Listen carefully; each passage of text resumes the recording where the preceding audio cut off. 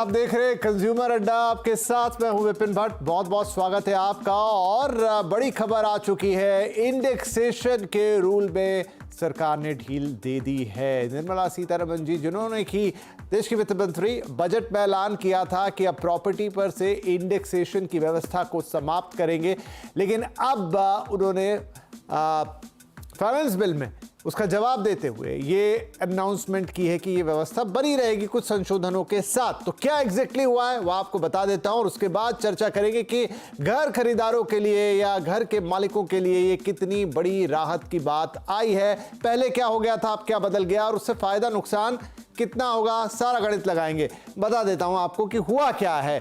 तो देखिए, एलटीसीजी ने long term capital gain tax, यानी कि जब आप किसी चीज को, किसी एसेट को लंबे समय के लिए अपने पास रखते हैं तो उसके ऊपर आपको टैक्स देना पड़ता है जब आप उसे बेचते हैं। फाइनेंस बिल में एलटीसीजी में बदलाव की बात कही गई है। कहां हम बात कर रहे हैं, रियल एस्टेट के लिए खास तौर पे एलटीसीजी, और भी कई जगह लगता है। 23 जुलाई 2024 तक इंडेक्सेशन का लाभ मिलेगा।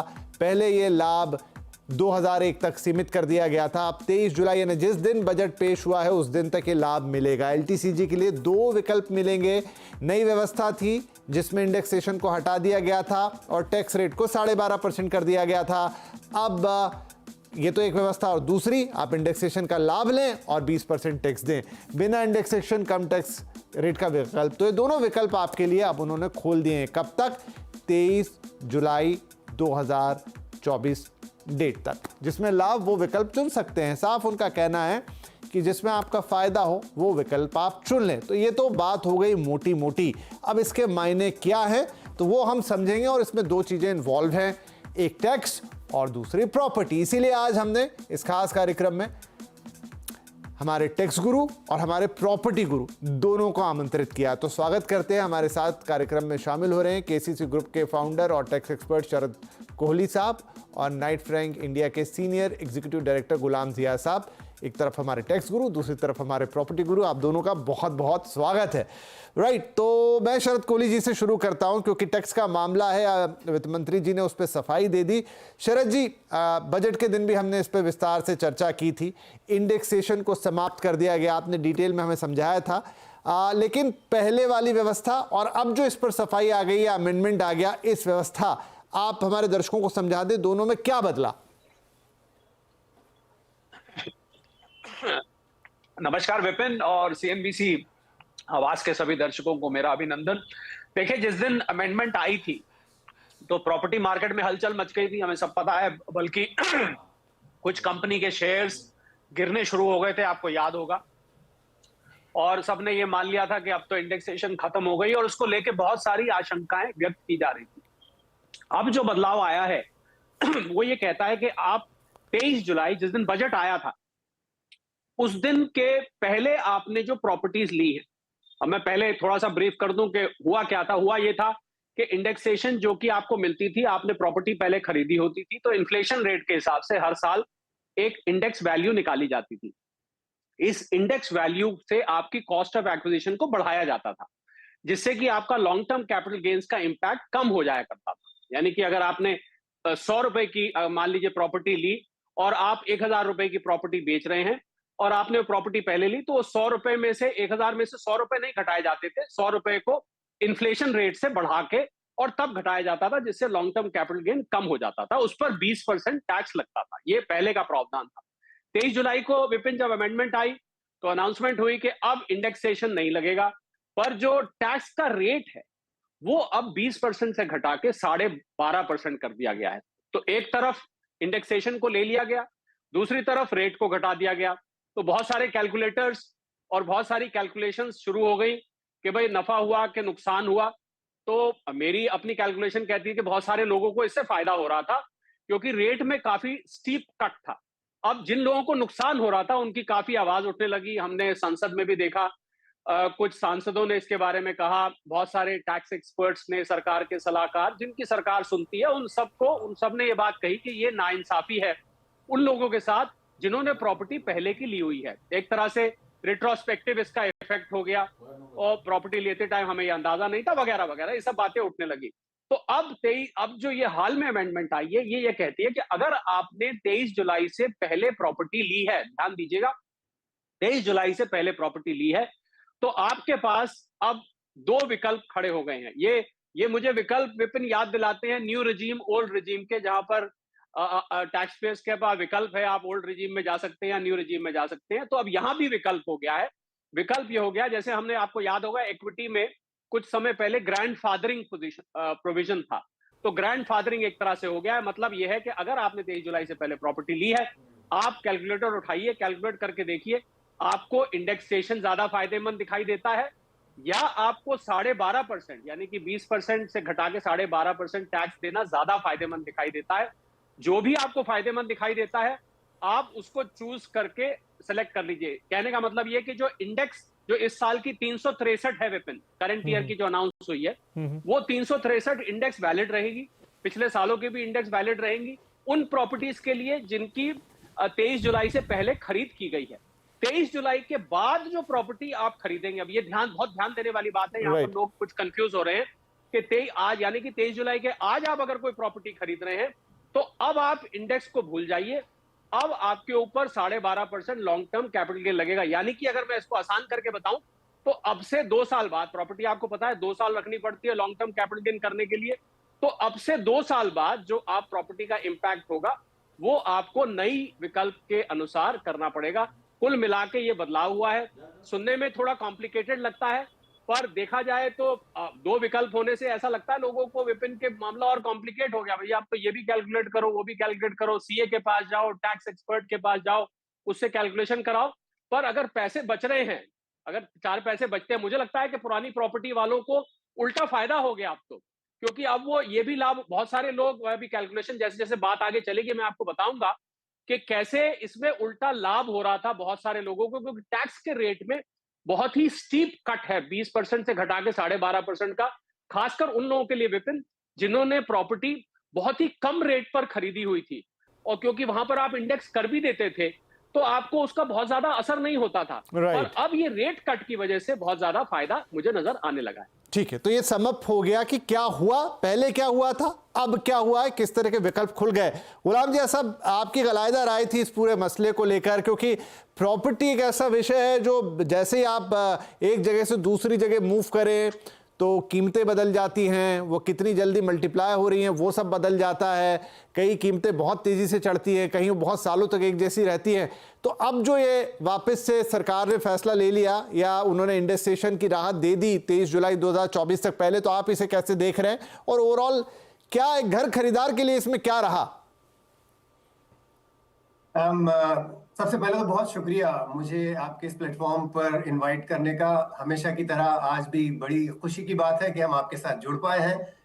और जो थोड़ी देर पहले आपके टैक्स गुरु ने जो विस्तार के साथ ये सारे मसले पर रोशनी डाली है, वो अपने आप में बहुत ही तारीफ के काबिल है।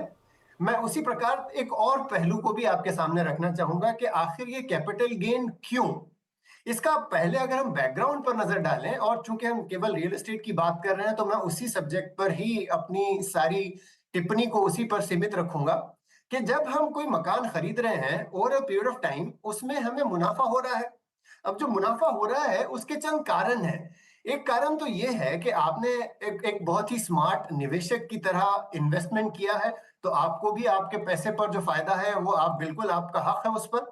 लेकिन उसके साथ ही अगर हम जैसे मुंबई, दिल्ली, इस किस्म के शहरों की अगर बात करें, तो यहाँ पर बहुत सारा इंफ्रास्ट्रक्चर इन्वेस्टमेंट हो रहा है जो गवर्नमेंट कर रही है, और उसके लिए एक्सचेकर की, टैक्स पेयर का पैसा जा रहा है, और उस टैक्स पेयर के पैसा इंफ्रास्ट्रक्चर पर आने के कारण रियल एस्टेट को उसका सीधा सीधा फायदा हो रहा है, और प्रॉपर्टी वैल्यूज उसके कारण भी बढ़ रही हैं। तो प्रॉपर्टी वैल्यू की ग्रोथ पर हम नजर डालें, क्योंकि सीधा साधा जो लॉन्ग टर्म कैपिटल गेन्स का तस्वुर उसी के साथ संबंधित है।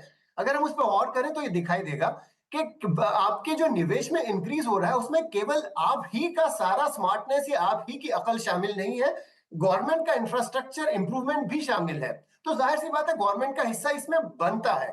तो जहां तक चंद लोगों का ख्याल है कि long term capital gain real estate में होना एक तरह की नाइंसाफी है, मैं इससे बिल्कुल मुत्तफिक नहीं हूं। लेकिन अगर अब बात आ जाती है कि कितना ग्रोथ हो, और उस ग्रोथ में अगर इन्फ्लेशन के कारण घट रहा है वो ग्रोथ, तो उस चीज को एडजस्ट करना भी बहुत वाजिबी है।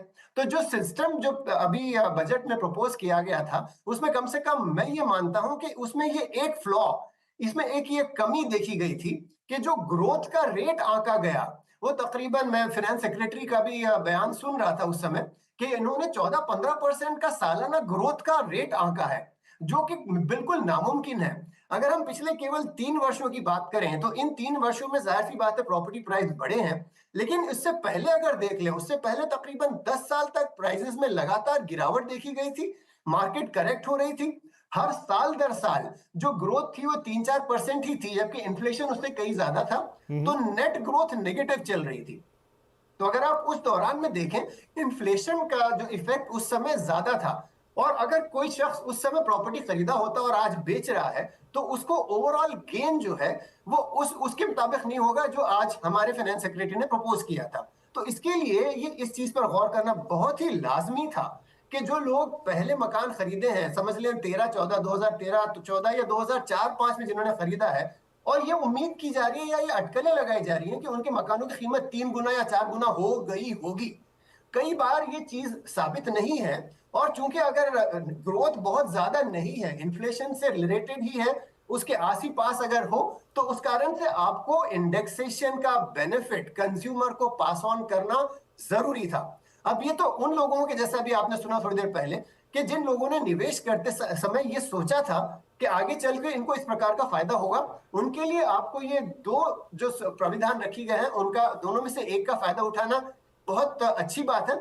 लेकिन इसके आगे चल के जो लोग खरीदेंगे या आज जो लोग खरीद रहे हैं, चूंकि वो नए रेजीम में खरीद रहे हैं, तो उनको कोई सवाल उठाने का कोई हक नहीं बनता, क्योंकि ये तो बिल्कुल नया सिस्टम है, 12.5% पर लिया जा रहा है टैक्स, और ये बनता है, ये हक है। तो मेरा ये मानना है, चूंकि आपका सवाल का दूसरा पहलू, दूसरा रुख ये था कि क्या इससे मार्केट पर या खरीदार पर क्या असर पड़ेगा, उसके ऊपर मैं एक छोटी सी और 2 मिनट की टिप्पणी देना चाहूंगा कि पिछले कई सालों से हमने देखा है जो निवेशक है, उनका जो प्रोपोर्शन है ओवरऑल बायर्स में, वो घट चुका था, तकरीबन सिंगल डिजिट्स के आसपास चल रहा था। मेजॉरिटी एंड यूज के लिए खरीद रहे थे, हम और आप खुद रहने के लिए मकान खरीद रहे थे, तो उनके लिए निवेश तो पर्सपेक्टिव नहीं रहा था। अब पिछले साल 1.5 साल में चूंकि रेट ऑफ अप्रिसिएशन थोड़ा सा बढ़ रहा है, तो निवेशक आ रहे हैं, मेरा ख्याल है अंदाजन 25 से 30% लोग आज कम से कम कुछ मार्केट में जैसे दिल्ली, मुंबई में निवेशक आ चुके हैं। लेकिन आज ये निवेशक ये समझ के खरीद रहे हैं कि ये नया रेजीम आया है, और इस रेजीम के मुताबिक उनका जो भी ग्रोथ होगा, प्रॉपर्टी में जो भी उनके निवेश में इंप्रूवमेंट होगा, उस पर उनका टैक्स लाजमी है, बिल्कुल बनता है। लेकिन उसके कारण क्या लोग मकान खरीदना बंद कर देंगे, इसका मुझे बिल्कुल भी, मैं इससे सहमत नहीं हूं, क्योंकि ये एक बहुत ही अलग सब्जेक्ट है। हम इसके ऊपर इससे पहले भी बातचीत कर चुके हैं कि अगर हम स्टैंप ड्यूटी का अगर हम एक पहलू देख लें, मुंबई में फॉर एग्जांपल स्टैंप ड्यूटी, आज मुल्क की सबसे ज्यादा स्टैंप ड्यूटी मुंबई में देखी जा रही है, 6%, लेकिन यहीं पर सबसे ज्यादा तादाद में मकान बिकते दिखाई दे रहे हैं। तो कहने का मतलब ये है कि ये आवश्यक नहीं है कि अगर ट्रांजैक्शन कॉस्ट, चाहे वो स्टैंप ड्यूटी हो या टैक्सेशन हो, वही एक कारण है लोगों के मकान खरीदने या ना खरीदने के फैसले पर पहुंचने का। इससे मैं इत्तेफाक नहीं रखता।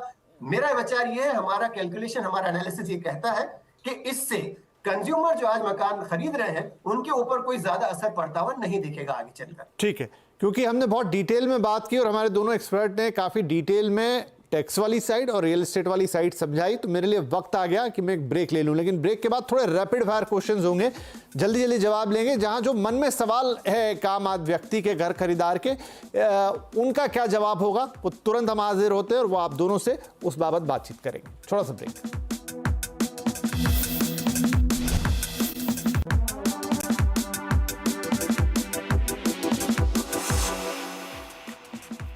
तो इंडेक्सेशन से कितनी राहत आज बात कर रहे हैं कंज्यूमर अड्डा में, क्योंकि ऐलान जो हुआ था बजट में, अब उसमें बदलाव कर दिया गया और अब तो खरीदारों के पास, घर मालिकों के पास दो विकल्प मौजूद हैं। चाहे तो वो 20% वाले इंडेक्सेशन वाले फॉर्मूले के साथ जाएं, चाहे वो बिना इंडेक्सेशन के 12.5% का टैक्स भरें, जिसके लिए जो बात ज्यादा फायदेमंद हो। अब कुछ क्विक सवाल अपने मेहमानों से, ताकि इस बात को और बारीकी से समझा जाए। शरद जी, अब ये कहा है कि 23 जुलाई 2024 तक जो ट्रांजैक्शंस हो गए हैं उनको इंडेक्सेशन का फायदा मिलता रहेगा। इसका मतलब मैं ये समझूं कि आज 20 साल बाद भी अगर मैं इस दिनांक से पहले की प्रॉपर्टी को बेचता हूं तो मुझे इंडेक्सेशन का फायदा मिलेगा, लेकिन इंडेक्स गिना जाएगा 23 जुलाई 2024 का ही आखिरी।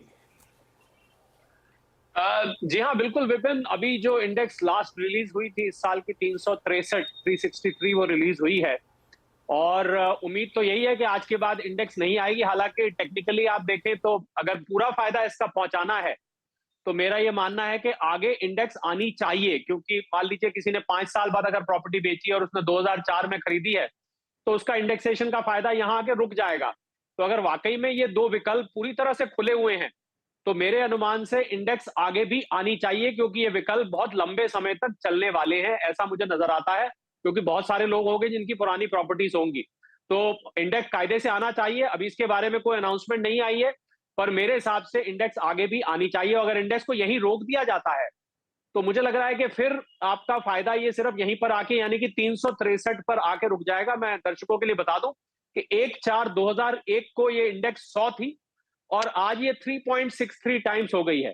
तो अगर यहीं रुकती है तो आपका जो इंडेक्स है वो यहीं आके रुक जाएगा। जी, तो चलिए ये बात क्लियर हो गई कि अब एक तो फायदा मिलेगा इस तारीख तक, आप आगे 20 साल भी भेजें तो भी इंडेक्सेशन लगेगा, लेकिन क्या उसके लिए इंडेक्स यहीं रुक जाएगा, एक नया इंडेक्स आएगा? सर का कहना है कि हो सकता है उसके लिए नया इंडेक्स आए, नहीं तो कोई मतलब उसका रह नहीं जाएगा। राइट। दूसरा गुलाम सर, अब ये सब कुछ चेंज हो गया है, अब यहां से जिन्होंने नई प्रॉपर्टी खरीदी लंबे समय के लिए, अगर हम लॉन्ग टर्म में देखें, आगे से मार्केट के अलग अलग साइकिल्स आते रहेंगे, जो भी होगा। आज वित्त मंत्री ने एक बात कही कि ये जो उन्होंने सब कुछ किया ये कोई कमाई बढ़ाने के लिए नहीं किया था, ये उन्होंने कहा था कि ये हमने सिंप्लीफिकेशन ऑफ टैक्स के लिए किया। तो क्या वाकई में चीजें सिंप्लीफाइड हो जाएंगी या निवेशक के मन में दुविधा रहेगी? बिल्कुल, मैं मानता हूं इस बात को कि ये सिंप्लिसिटी के लिए ये कदम उठाया गया था, और इनफैक्ट हमारे मन में तो कभी ये शंका भी नहीं थी कि कोई और मकसद होगा या टैक्स बढ़ाने का मकसद होगा। ये बहुत सिंपल और आसान है कि जो पहले वाला सिस्टम है, अब जो थोड़ी देर पहले हम इंडेक्सेशन के बारे में समझ रहे थे, आपको टैक्स गुरु की जरूरत पड़ती है ये सारी चीज को बेहतर समझने के लिए। लेकिन अगर आप उसी चीज को 12.5% सीधा साधा टैक्स अगर देख लें, जो हर किस्म के एसेट्स पर लागू हो रहा है, वो रियल एस्टेट पर भी चला आता है। एक चीज तो पैरिटी बन जाती है और दूसरी सिंप्लिसिटी आ रही है। तो ये दोनों चीजें बहुत आवश्यक हैं और बहुत महत्वपूर्ण है। तो आगे चल के बिल्कुल मैं इस बात से पूरी तरह सहमत हूं कि ये बहुत आसान हो जाएगा टैक्स को समझना, क्योंकि एक बात ये, हम जैसे लोगों के लिए भी इंडेक्सेशन को पूरी तरह समझना अपने आप में बहुत बड़ा चैलेंज है। हम भी जब हमारे दफ्तर में लोग आते हैं वैल्यूएशन वगैरह के लिए, उनको ये समझाने के लिए बड़ी दिक्कत होती है कि ये क्यों हो रहा है। और उसके बाद एक और सवाल जो शायद कभी खड़ा होता है कि अगर मैंने जो इंडेक्सेशन के लिए जो कुछ कैलकुलेशन किया वो भी क्वेश्चन के लिए ओपन है, आईटी अथॉरिटीज उस पर सवाल उठा सकते हैं। अगर उसमें कोई चीज कम ज्यादा दिख रही है तो उसमें सवाल खड़े हो सकते हैं। वो सारी चीजें एक हिस्ट्री बन जाएंगी, तारीख बन जाएंगी। आगे चल के एक सिंपल सिस्टम होगा, 12.5% पर आपका टैक्स कैलकुलेट होगा, और उसके चलते बाकी और दूसरे निवेश एसेट क्लासेस की तरह रियल एस्टेट में भी एक बहुत ही सरलता आने की तवक्को है, और आगे चल के उसका फायदा सारे निवेशकों को होने वाला है। तो शरद जी, ये तो आपकी तिजोरी पे डाका है, आपका काम कम करा रही है वित्त मंत्री। नहीं, मुझे ऐसा नहीं लगता, क्योंकि आप जब नई रिजीम ओल्ड रिजीम भी आई थी तो उस टाइम, हालांकि मैं सिंप्लिसिटी के फेवर में हूं, आपने क्योंकि सवाल डाके वाला किया है तो मैं डाके वाला ही जवाब उसी तरीके से दूंगा। क्योंकि जब भी आप कोई नया टैक्स में चेंज लाते हैं, और यहाँ मुझे तो लगता है कि थोड़ा सा लोगों का काम बढ़ जाने वाला है। क्यों बढ़ जाने वाला है? अब आपको पहले नेचुरली आपको किसी एक्सपर्ट के पास जाना पड़ेगा। यहाँ मैं कोई सीएस की पैरवी नहीं कर रहा, टैक्स एक्सपर्ट की पैरवी नहीं कर रहा, पर ये कैलकुलेशन आपको अब दोनों विकल्प में देखनी पड़ेगी। अभी तक तो एक विकल्प की थी, अब आपको दो विकल्प, जैसे आप न्यू रिजीम ओल्ड रिजीम का एक कैलकुलेटर लगा हुआ है इनकम टैक्स पोर्टल पे, वो सब लोग इस्तेमाल नहीं कर पाते। हमारे पास बहुत सारे लोग आते हैं, साहब बताइए, तो मुझे लगता है कि उनका उल्टा काम बढ़ जाने वाला है, ये कॉम्प्लिकेशन, क्योंकि वो हर आदमी चेक करना चाहेगा, भैया बताओ इंडेक्सेशन में मुझे फायदा है कि बिना इंडेक्सेशन का फायदा। एक नया सवाल आज से खड़ा हो गया है। राइट। क्विकली गुलाम साहब, एक छोटा सा सवाल, क्योंकि इंडेक्सेशन का पूरी जो रीजन था वो ये था कि भाई आपको टैक्स कम लगे, थोड़ा इंसेंटिवाइज फील करता था आदमी, अब वो निकल गया। हालांकि आपका टैक्स परसेंटेज घटा दिया गया, लेकिन उसी लिहाज से, उसी थॉट प्रोसेस से रीट्स में भी कुछ बदलाव किए गए हैं, वहां भी कुछ। तो अब प्रॉपर्टी का निवेश जो सिर्फ मैं एक निवेशक के तौर पे देख रहा था, वो किधर बेहतर हो गया? क्या रीट्स जैसी चीजों में जाऊं तो बेहतर है या नहीं, अभी भी ये चीज उतनी ही आकर्षक है? बिल्कुल, रीट्स पर आने से पहले मैं एक चीज, चूंकि पिछला सवाल मेरे हिसाब से थोड़ा सा मेरा पहलू रखना सामने जरूरी है कि जो लोग आज के आगे मकान खरीद रहे हैं उनके लिए कोई कॉम्प्लिकेशन नहीं है। जनाब जो कह रहे थे कि दोनों तरीके से सोचना होगा, वो उनके लिए जिन्होंने पहले खरीदा, जो 23 जुलाई के बाद जो लोग खरीद रहे हैं उनके लिए कोई कॉम्प्लिकेशन नहीं है। उनको सीधा सीधा 12.5% है, तो सिंप्लिसिटी का जो टारगेट है, जो एक्सपेक्टेशन है, वो पूरी तरह से मैच करने वाली है उनके लिए जो आज के बाद मकान खरीद रहे हैं, और कोई कॉम्प्लिकेशन उसमें मुझे नहीं दिखाई देता। अब जहां तक सवाल है रीट का, बिल्कुल सही कहा आपने, रीट के लिए ये बहुत फायदेमंद होगा, क्योंकि आज से पहले तक रीट को रियल एस्टेट के साथ ज्यादा जोड़ा जा रहा था, और उसके कारण उसमें 20% का तकरीबन लॉन्ग टर्म कैपिटल गेन वगैरह काफी हाई चल रहे थे। अब जैसे ही उसे फाइनेंशियल इंस्ट्रूमेंट के करीब ले आया गया है, 12.5% के हिसाब से हो रहा है टैक्सेशन, और उसके अलावा मेयाद में भी काफी तब्दीलियां की गई हैं, तो ये दोनों चीजों को सामने रख के रीट्स के लिए ये जो नया सिस्टम है वो डेफिनेटली बहुत ज्यादा फायदेमंद है। और मुझे लगता है कि इसके चलते रीट में इन्वेस्टमेंट पर लोगों की का रुझान बढ़ने की उम्मीद की जा सकती है। ठीक है जी, क्योंकि बातचीत में थोड़ी लंबी ले गया इसलिए समय पूरी तरह समाप्त हो गया, तो बस क्विकली आप दोनों ही महानुभावों का बहुत बहुत धन्यवाद। आई होप कि जो भी बजट से पूरी कश्मकश शुरू हुई थी ये अब समाप्ति की ओर है, क्लेरिफिकेशन सारा आ गया है। फिर भी अगर आपको कुछ लगता है कुछ और समझना बाकी रह गया है तो आप हमसे संपर्क कर सकते हैं। अब तो सारा मामला सोशल मीडिया पे कमेंट्स कर दीजिएगा, इसे देख के नीचे हम और क्लेरिफिकेशन अपने दोनों एक्सपर्ट्स के साथ ले आएंगे। फिलहाल के लिए आप सबकी इजाजत चाहेंगे। नमस्कार।